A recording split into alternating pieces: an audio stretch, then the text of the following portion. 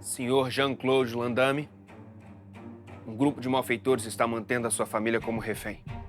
Eles exigem $1 trilhão em notas de 10 e uma nave espacial sem GPS. Se suas reivindicações não forem atendidas, eles explodirão o planeta Terra. Eu aqui me preparando pro Enem e você me interrompendo com bobagem. Jean-Claude Landame em interromper nunca, distrair-se jamais. Agora solta o som que eu vou fazer a minha dancinha. 1, 2, 3, hit me!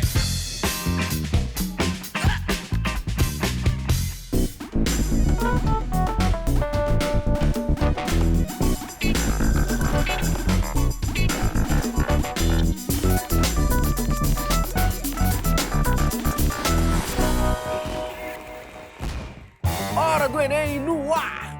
Os oceanos cobrem mais da metade do nosso planeta. Por isso, todo cuidado é pouco quando se trata de preservá-los. Quem vem explicar melhor é o professor do Instituto Oceanográfico da USP, Alexander Turra. Mas é já, porque agora a gente faz um esquenta pro Enem com o professor Rafael Cafezeiro. Chega mais! Oba, oba. E aí? E aí? Bom ter você aqui de novo, professor. Vamos te rever, vamos rever. Show de Muito bom bola. tá aqui. Professor, hoje o nosso foco está na biologia molecular, que é uma área bem abstrata, tô certo? É muito, porque uma coisa é falar de músculo, de osso. Músculo, osso, pele. Agora, molécula, não tem microscópio que aumente molécula, por exemplo. Então, a gente tem que desenhar um esquema que represente a molécula. O aluno tem que estar apto a abrir um pouco a mente, porque tende a ser abstrato mesmo. E o que o exame espera do candidato nesse assunto? O assunto, na verdade, de biologia molecular, ele é muito amplo. Pode ser, por exemplo, algo que envolve energia, com a glicose, por exemplo, metabolismo. Agora, pode ser algo estrutural, por exemplo, proteína, que monta musculatura, que ajuda a gente a dar o formato da célula, por exemplo, então algo que seja mais estrutural. E um foco que eu acho bem interessante, que é o que a gente vai comentar um pouco mais hoje, que tem a ver com o que esbarra um pouco em tecnologia, né, que é ácido nucleico, expressão gênica e pode mexer um pouco com o transgênico, identificação de DNA. Pois é, professor, explica essa relação entre biologia molecular e biotecnologia. Como é que é isso? Tá, isso é bem interessante. O que acontece? Existe um assunto bem extenso que são os ácidos nucleicos. Para quem não lembra, né, isso envolve DNA e RNA, né? Vamos ficar no DNA primeiro, que é mais simples, né? Bom, você ouviu falar o seguinte, o Land tem o seu próprio DNA, o café tem o seu, cada um indivíduo único, né? Numa cena de um crime, há uma gota de sangue. A gente pode pegar aquela gota, fazer uma análise e comparar, por exemplo, com o suspeito, e daí confirmar se ele estava lá ou não. É uma forma, então, paternidade. Genética clássica, por exemplo. Ou então, algo de expressão gênica, porque um indivíduo é capaz de expressar um gene e outro não. Transgênicos, pegar um gene de um indivíduo e passar para outro. Então, é muito amplo. Então, tudo que envolva, por exemplo, transferência de gene para outro indivíduo, ou então manipulação de gene, entra num quadro maior chamado biotecnologia. Bora ver uma questão sobre isso? Acho que vale a pena.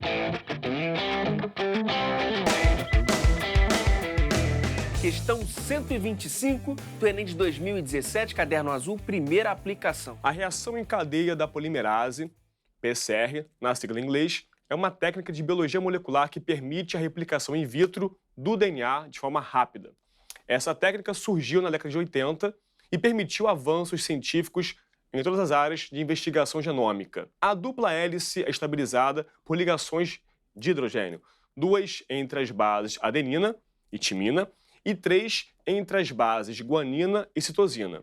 Inicialmente, para que o DNA possa ser replicado, a dupla hélice precisa ser totalmente desnaturada, desenrolada, pelo aumento da temperatura, quando são desfeitas as ligações de hidrogênio entre as diferentes bases hidrogenadas. Qual dos segmentos de DNA será o primeiro a desnaturar totalmente durante o aumento da temperatura na reação de PCR? Professor, para começar, a gente precisa conhecer essa técnica aí, PCR? É legal saber o que é PCR, mas não é fundamental nessa questão, porque ele explicou todo o arcabouço teórico e botou um esquema para ser interpretado. Se a gente vê com calma o texto, a elaboração da questão está no texto. Agora vem cá, professor, PCR, quem ficou na dúvida, explica rapidinho pra gente o que é. Na verdade, esse PCR está em inglês, né? PCR vem de reação em cadeia da polimerase. Digamos o seguinte, você fez uma machucada aqui na pele e tem que fazer uma regeneração. Para regenerar, tem que fazer mais células, correto? Certo.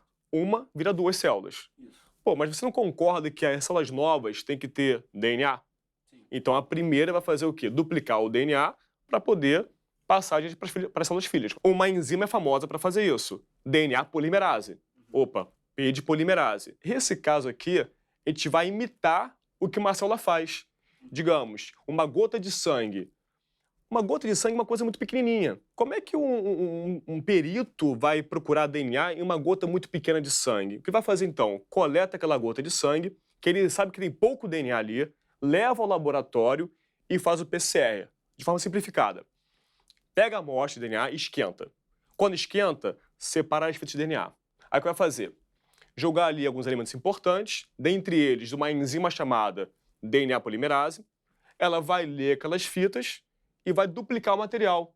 Então esse PCR é para quê? Para amplificar a amostra. Se eu tinha antes X de DNA, após um ciclo de PCR eu tenho 2X. E se eu repetir? 4X. Então aumenta aquela amostra para poder identificar, comparar com mais segurança os indivíduos. Saquei. Então, bora resolver a questão? Vamos fazer isso então? E aí, como é que a gente faz? De onde a gente começa? Quando a gente pensa em DNA, a gente pensa em uma molécula que você deve ter visto, com certeza, desse jeitão aqui, ó. Aqui você encontra uma dupla hélice, né? Porque tá retorcidinho e são 2 fitinhas, correto? Mas para poder facilitar, assim como fez a questão, a gente vai esticá-las.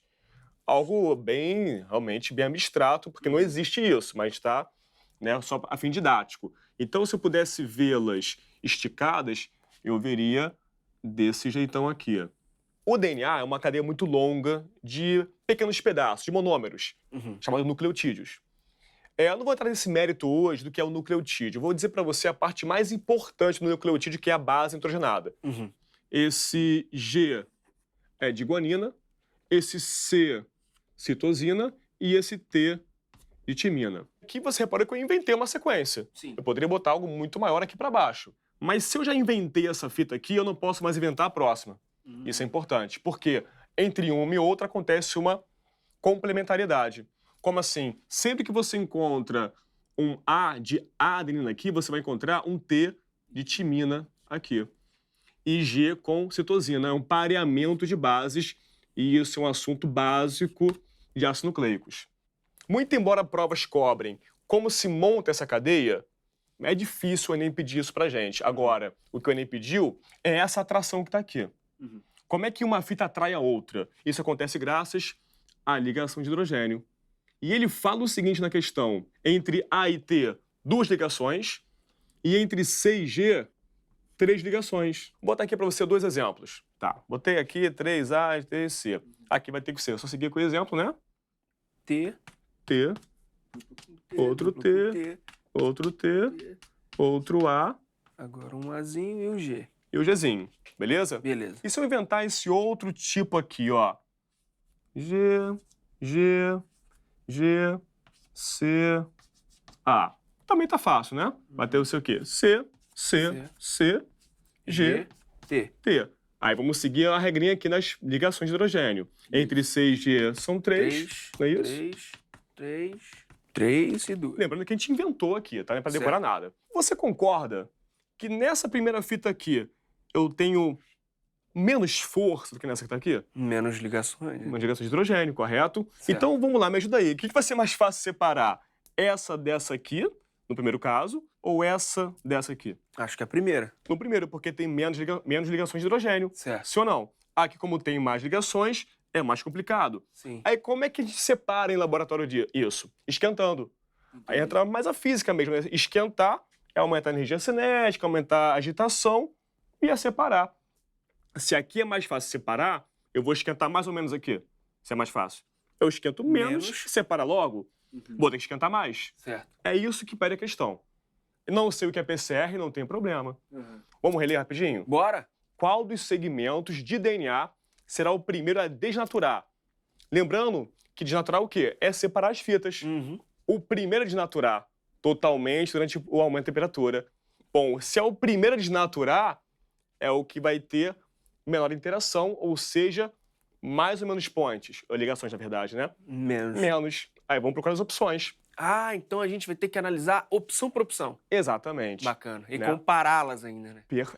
É uma coisa que, assim, não é tão comum de se fazer. Às vezes você É. olhou a correta acabou. Aqui não, vou ter que ver a melhor resposta mesmo. Bacana. Né? Esse que é interessante. Ó, a letra A dá uma situação que tem bastante 6G, concorda comigo? Concordo. Só botou dois parezinhos de TIA, né? Isso. A letra B tem uma mistura aí um pouco maior, né? 3 de TIA. Perfeito, muito bom. E a letra C, hein? Vamos ver se a letra C tá boa? Tem, olha só, 1 par, 2, 6. 3, 4, 5, 6 de TIA. Tá interessante essa, não é? Tá melhor. E letra D, hein? Como é que tá? Tem 3, né, pares de A e T, correto? Certo. E letra E, 4 pares. Então a melhor, Letra C. letra C. Questão fácil, médio ou difícil? Olha, não é um padrão de nem não. Difícil, difícil.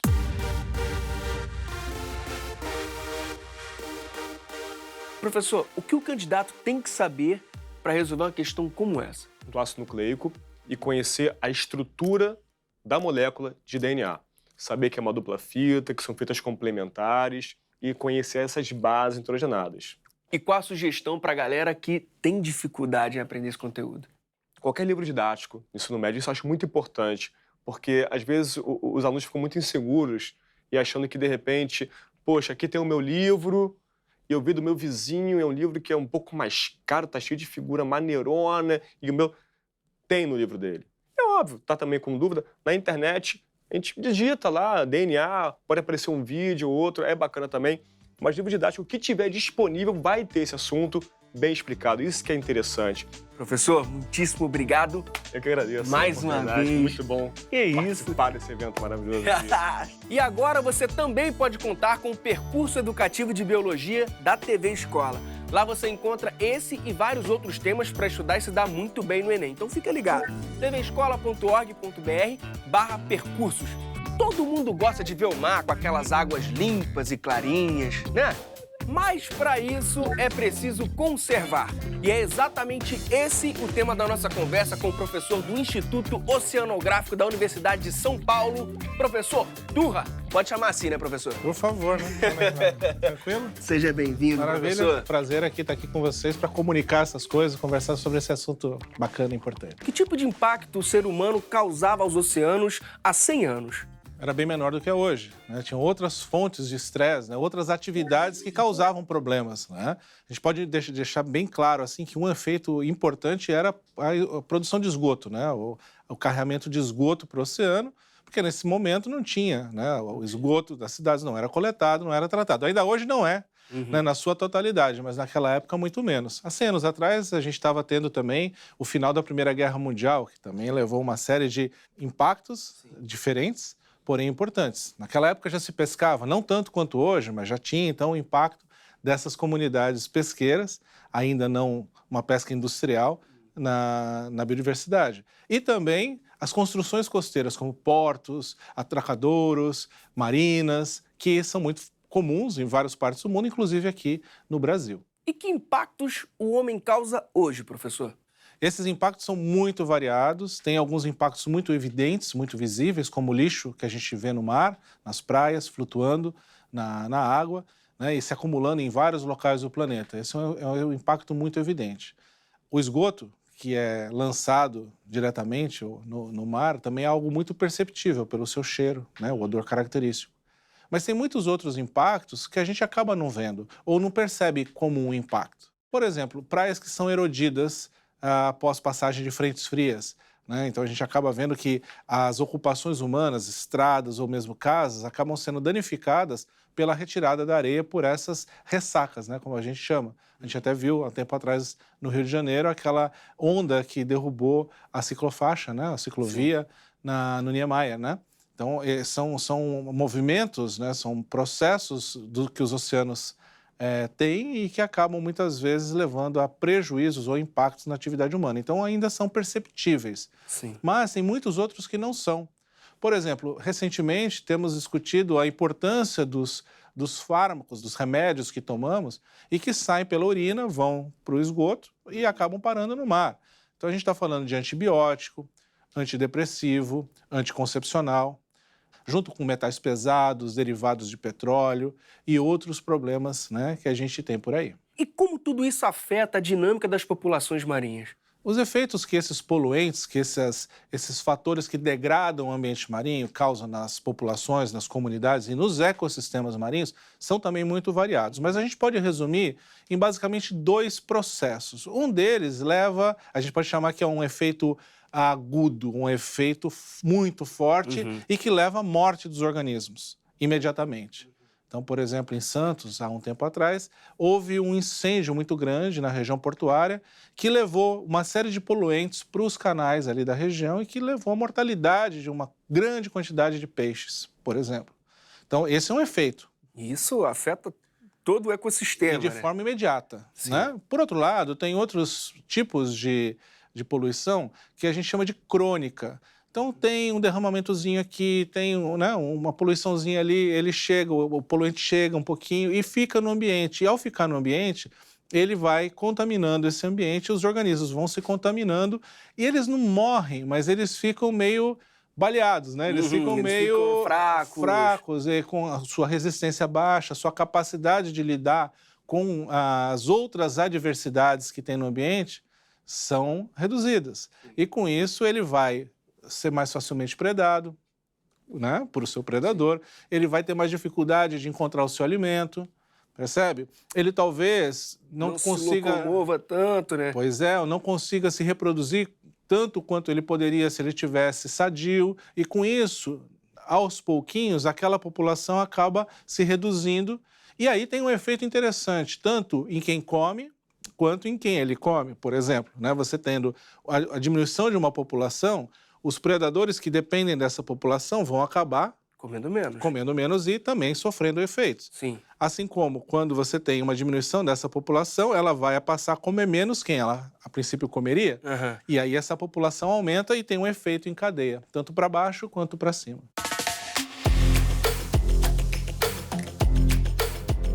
Queria saber que atitudes a gente poderia ter para amenizar, diminuir, né, o prejuízo nos mares, oceanos, e que não prejudiquem as vidas marinhas, as nossas vidas. Não tem uma solução fácil, uma solução simples, e uma solução que se aplica a todos os locais. E rápida, né? E rápida.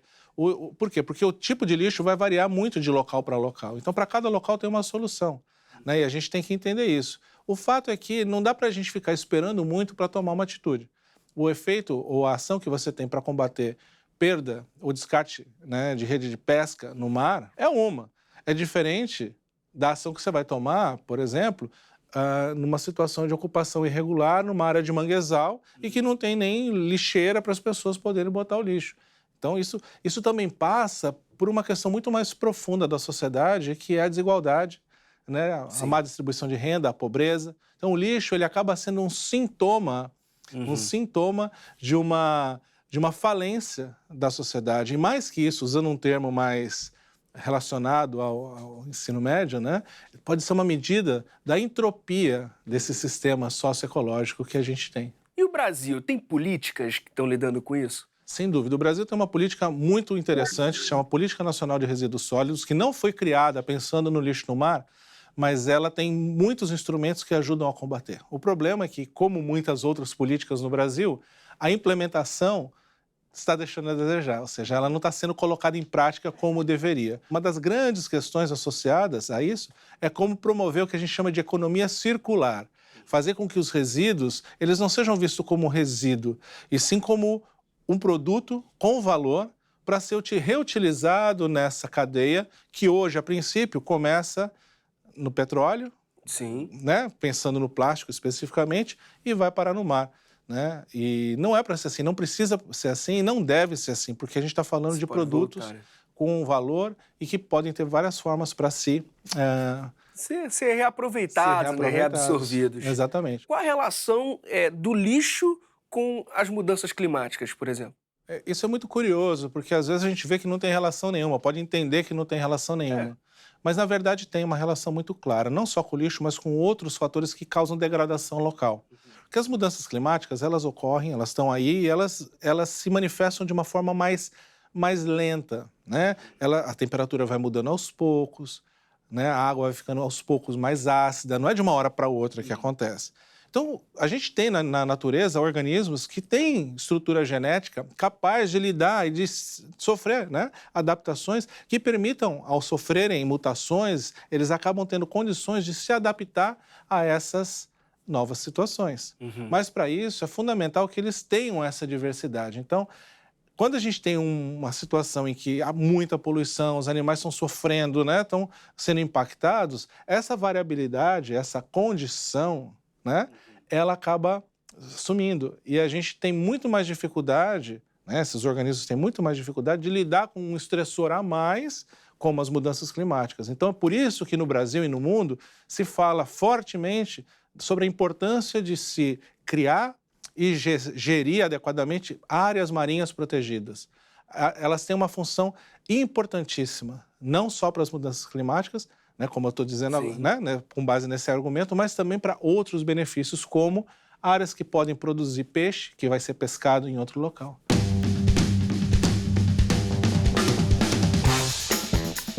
Vamos fazer um ping-pong? Manda ver. Uma fake news que realmente era fake. Os oceanos são capazes de lidar e de equacionar todas as agressões que ele recebe, todos os poluentes que chegam nele. E, na verdade, não é isso, né? Alguns poluentes, sim, né, como esgoto, ele tem uma capacidade de processar, mas outros não, como o lixo. O lixo acaba permanecendo durante muito tempo. Realmente existe uma quantidade enorme de lixo boiando no Pacífico? Exatamente. No Pacífico Norte, né, nas grandes bacias oceânicas, nós temos acúmulos de resíduos, né, flutuando, e esses resíduos são chamados de manchas de lixo do Pacífico Norte, do Pacífico Sul, só que não é uma ilha.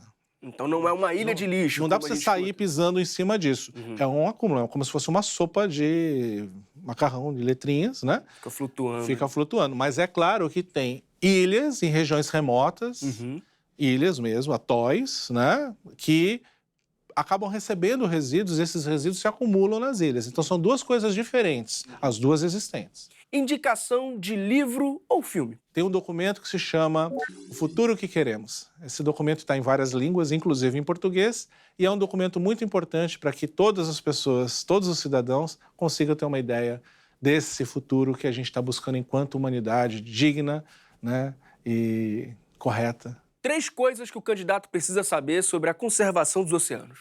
Primeira coisa é que os oceanos são muito importantes para a humanidade. Só para te dar um exemplo, um estudo feito recentemente aqui no Brasil, na PUC do Rio Grande do Sul, calculou que os oceanos, toda a riqueza gerada pelos oceanos, direto ou indiretamente, equivale a 19% do produto interno bruto brasileiro. Comparado com a agricultura, que gira em torno de 24%, 25%, você pode, então, perceber quão importante é o oceano para o Brasil. Então, os oceanos são importantes. Uma dessas importâncias, que não é tão clara, é o seu papel na regulação do clima. Eles são fundamentais para regular o clima em todo o planeta. E a terceira é que os oceanos estão sendo impactados por várias fontes, ao mesmo tempo em que eles são muito pouco explorados e muito pouco conhecidos ainda. A maior descoberta que você teve? A minha maior descoberta não é uma descoberta científica, é uma descoberta mais relacionada a como se comunica a ciência. Está muito relacionada à forma como a gente tenta, às vezes, usar a razão e ver que, usando só a razão, a gente não promove mudança. A gente tem que associar a razão com a emoção. Algum último recado sobre os oceanos, sobre preservação, conservação, para a galera de casa? A gente não pode desistir, né? A gente não pode achar que está tudo perdido, porque, na verdade, não está tudo perdido, né? Às vezes a gente se sente resignado e pensa assim, puxa, tudo bem, né? O que os olhos veem, o coração não sente, mas... e a gente, de repente, pensa assim, puxa, tudo bem, dos males, né? Todos estão aí, né? Esses males todos que a gente falou, dos males que sejam menor. Mas eu acho que a gente não tem esse direito. Quando a gente fala dos oceanos, a gente tem que mudar um pouco esse jeito de pensar. E, na minha opinião, dos mares, a gente tem que buscar o melhor. Muitíssimo obrigado mesmo.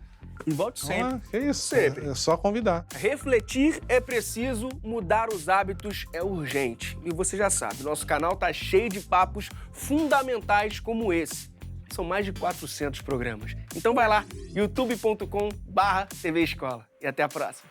Porque agora a gente faz um esquenta pro Enem. Yo.